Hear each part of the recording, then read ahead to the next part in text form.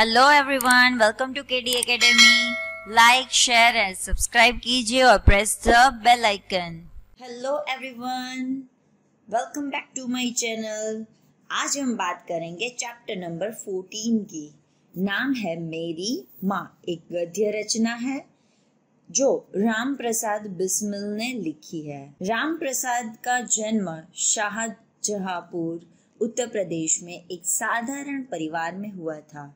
उनके जन्म के कुछ वर्ष पहले ही उनके पितामह रोजी रोटी की तलाश में ग्वालियर के अपने गांव से आकर यहाँ बसे थे। पिता साधारण पढ़े लिखे थे। कचहरी में सरकारी स्टैंप बेचकर परिवार का पालन पोषण किया करते थे। बच्चों को शिक्षा दिलाई।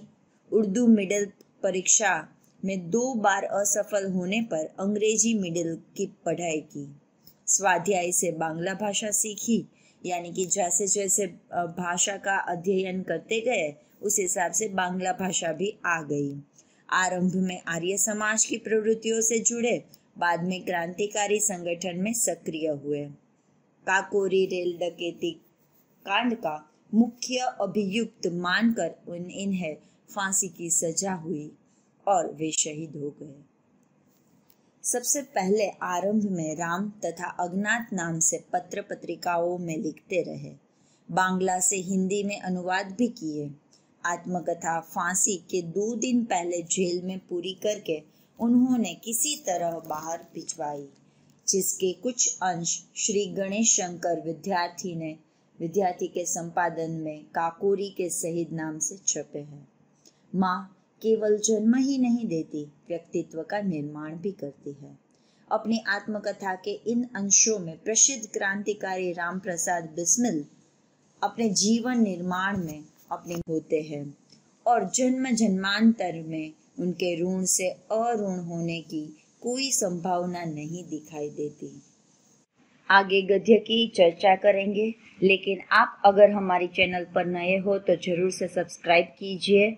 ऐसे ही अच्छे वीडियो आपको मिलते रहेंगे और अगर आपको कोई भी डाउट है तो आप हमें कमेंट सेक्शन में बता सकते हैं। चैप्टर शुरू करते हैं। लखनऊ कांग्रेस में जाने के लिए मेरी बड़ी इच्छा थी। दादी जी और पिताजी तो विरोध करते रहे, किंतु माताजी ने मुझे खर्च दे ही दिया। उसी समय शाहजहांपुर में सेवा समिति का आरंभ हुआ था। मैं बड़े उत्साह के साथ सेवा समिति में सहयोग देता था। पिताजी और दादी जी को मेरे इस प्रकार के कार्य अच्छे न लगते थे, यानी कि पिताजी और दादी जी को पसंद नहीं था कि ऐसे समिति में वो भाग ले, किंतु माताजी मेरा उत्साह भंग न होने देती थी। लेकिन कभी भी माताजी ऐसे नहीं बताती थी कि नहीं नहीं आप वहां पर मत जाओ, जिसके कारण उन्हें अक्सर पिताजी की डांट, फटकार और दंड सहन करना पड़ता था। वास्तव में मेरी माताजी देवी है। मुझ में जो कुछ जीवन तथा साहस आया वह मेरी माताजी तथा गुरुदेव श्री सोमदेव जी की कृपाओं का ही परिणाम है। कृपा यानी कि उन लोगों का ही आशीर्वाद है। मुझ में जो कुछ जीवन तथा साहस आया वह मेरी माताजी और जो गुरुदेव थे जिनका नाम था सोमवेद जी, उन्हीं के आशीर्वाद के परिणाम से आज मैं यहाँ पर हूँ। दादी जी और पिताजी मेरे विवाह के लिए बहुत अनुरोध करते थे, यानी कि ऐसे ही बोलते थे कि इनका विवाह कर दो। उनको ऐसा था कि शादी कर लेनी चाहिए, किंतु माताजी यह कहती थी कि शिक्षा पा चुकने के बाद ही विवाह करना उचित होगा, यानी कि एजुकेशन कंप्लीट होने के बाद ही शादी करना सही रहता है।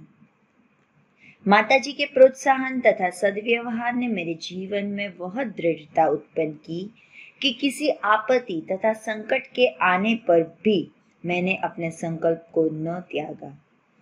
मेरी माताजी ने ऐसे मुझे प्रोत्साहित किया, ऐसा मेरे साथ अच्छा सा व्यवहार किया कि जिसकी वजह से मैं मेरे जीवन में काफी दृढ़ रहता था। चाहे कोई भी विकट आए, कोई भी संकट आए, तब मैं अपने संकल्प में अड़ा रहता था। एक समय मेरे पिताजी दीवानी मुकदमे में किसी पर दावा करके वकील से कह गए थे कि जो काम हो वह मुझसे करा ले। कुछ आवश्यकता पड़ने पर वकील साहब ने मुझे बुला भेजा और कहा कि मैं पिताजी के हस्ताक्षर वकालतनामे पर कर दूं। मैंने तुरंत उत्तर दिया कि यह तो धर्म विरुद्ध होगा, इस प्रकार का पाप मैं कदापि नहीं कर सकता। वकील साहब ने बहुत समझाया कि मुकदमा खारिज हो जाएगा, किंतु मुझ पर कुछ भी प्रभाव न हुआ, न मैंने हस्ताक्षर किए। अपने जीवन में हमेशा सत्य का आचरण करता था, चाहे कुछ हो जाए सत्य बात कह देता था। एक बार क्या हुआ कि एक मुकदमा चल रहा था, तभी एक आदमी आया, यानी कि वकील साहब ने बताया कि आपको अगर कुछ काम हो तो मेरे बच्चे से करवा लेना। तो वकील साहब ने कुछ काम निकला तो बुलाया कि भाई आप बिस्मिल आप आओ और यह काम खत्म कर दो। यह काम यह था कि अपने पिताजी की जो वहाँ पर जगह थी वो नहीं थे, इसलिए वहाँ पर जाकर साइन करनी थी, हस्ताक्षर यानी कि साइन करनी थी। तब पता चला कि ऐसे हम दस्तखत कर नहीं सकते। तो वो बोले कि यह तो मेरे धर्म के खिलाफ है, मैं कभी भी ऐसा नहीं कर सकता। वकील साहब ने कहा कि ये मुकदमा यहीं पे समाप्त हो जाएगा अगर आप यहाँ पर आकर दस्तखत कर दे तो। लेकिन बिस्मिल ने नहीं किया।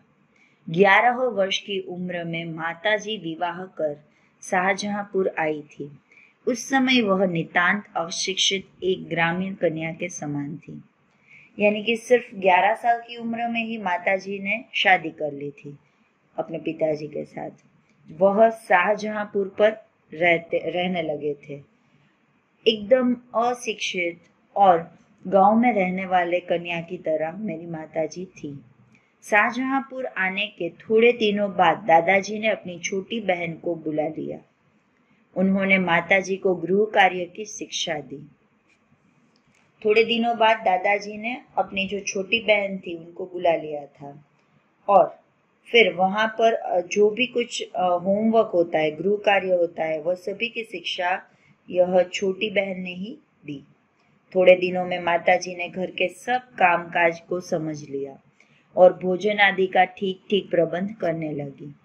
मेरे जन्म होने के 5 या 7 वर्ष बाद उन्होंने हिंदी पढ़ना आरंभ किया। जब मेरा जन्म हो गया फिर 5 या तो 7 साल बाद उन्होंने सबसे पहले हिंदी पढ़ना शुरू किया था। पढ़ने का शौक उन्हें खुद पैदा हुआ था।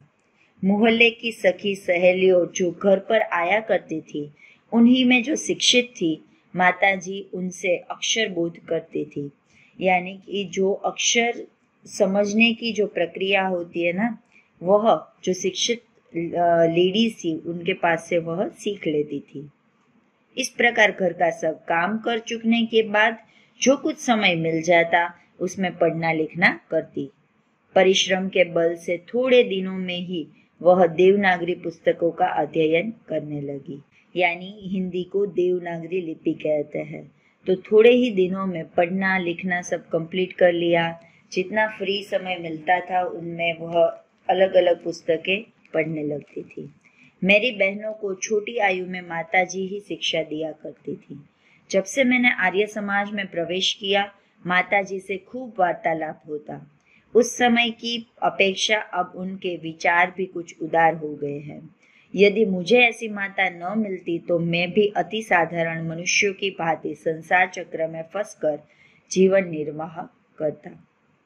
यानी कि यहाँ पर अगर इन्हें भी ऐसी माता न मिलती तो ये क्या करते कि संसार के जो चक्र में उसी में फंस कर रहते और बस शादी फिर बच्चे और उनकी परवरिश उसी में पूरा जीवन निर्वाह कर लेते, जीवन उसी में जी डालते। शिक्षा आदि के अतिरिक्त क्रांतिकारी जीवन में भी उन्होंने मेरी वैसी ही सहायता की।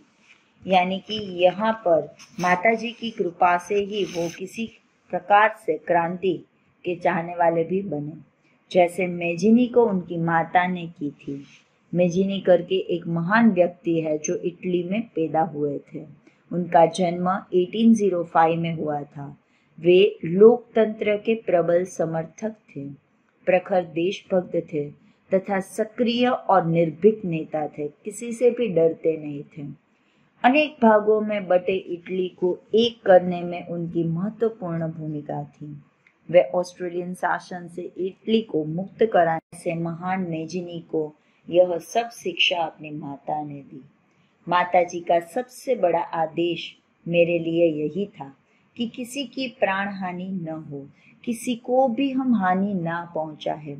उनका कहना था कि अपने शत्रु को भी कभी प्राण दंड न देना, यानी कि हमारा दुश्मन है तो हमें उन्हें ऐसे मार ही नहीं डालना है, उनकी जान नहीं लेनी है।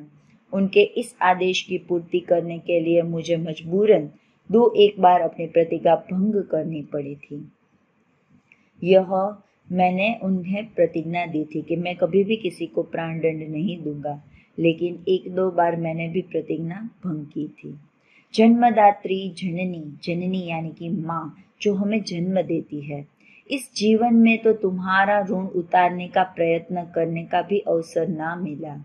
इस जन्म में तो क्या, यदि मैं अनेक जन्मों में भी जीवन प्रयत्न करूं तो भी तुमसे अऋण नहीं हो सकता। जिस प्रेम तथा दृढ़ता के साथ तुमने इस तुच्छ जीवन का सुधार किया है वह अवर्णनीय है। मुझे जीवन की प्रत्येक घटना का स्मरण है कि तुमने जिस प्रकार अपनी देववाणी का उपदेश करके मेरा सुधार किया है। तुम्हारी दया से ही मैं देश सेवा में संलग्न हो सका। धार्मिक जीवन में भी तुम्हारे ही प्रोत्साहन ने सहायता दी। जो कुछ शिक्षा मैंने ग्रहण की उसका भी श्रेय तुम ही को है माँ।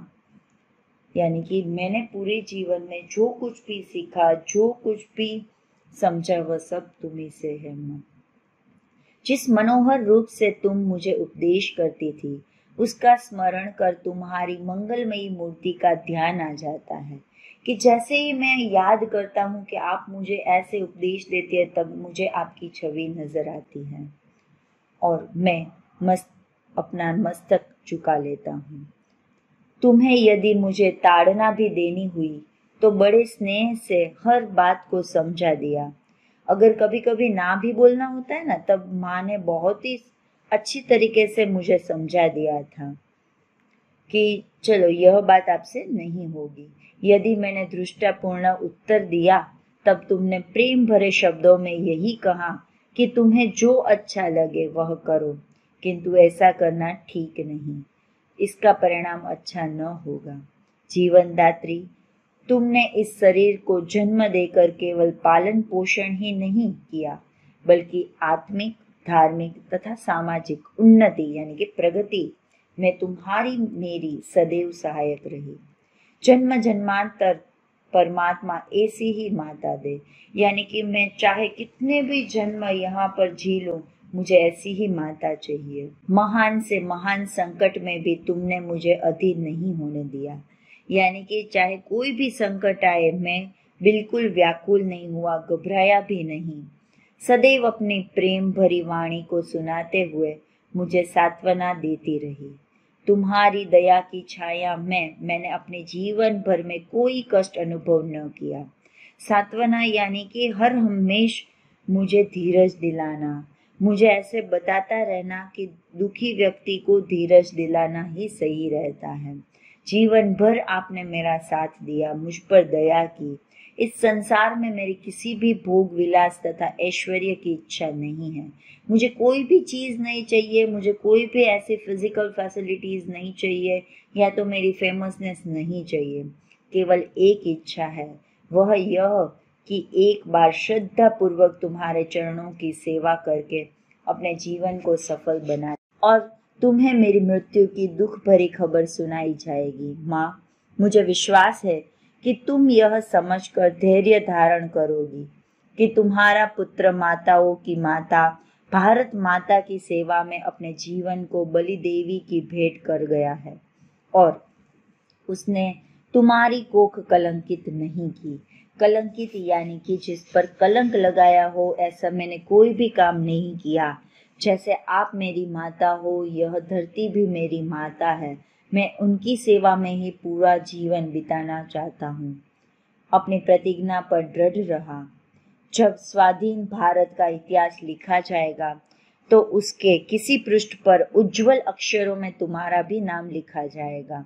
गुरु गोविंद सिंह जी की धर्म पत्नी ने जब अपने पुत्रों की मृत्यु की खबर सुनी तो बहुत प्रसन्न हुई थी और गुरु के नाम पर धर्म रक्षार्थ अपने पुत्रों के बलिदान पर मिठाई भी बांटी थी। गुरु गोविंद सिंह की जो पत्नी थी ना, अपने पुत्रों की मृत्यु की खबर आई कि भाई यह भारत माता का रक्षण करते करते वह शहीद हो गए, तब सभी जगह पर पुत्रों के बलिदान की मिठाई बांटी थी। जन्मदात्री वर दो कि अंतिम समय भी मेरा हृदय किसी प्रकार विचलित न हो और तुम्हारे चरण कमलों को प्रणाम कर मैं परमात्मा का स्मरण करता हुआ शरीर त्याग करूं, कि आप मुझे वरदान दो कि मैं अंतिम समय तक किसी भी प्रकार से विचलित ना हूं और आपके चरण कमल को प्रणाम करता हूं, परमात्मा को याद करता हुआ अपना शरीर त्याग करता हूं। Bye, take care.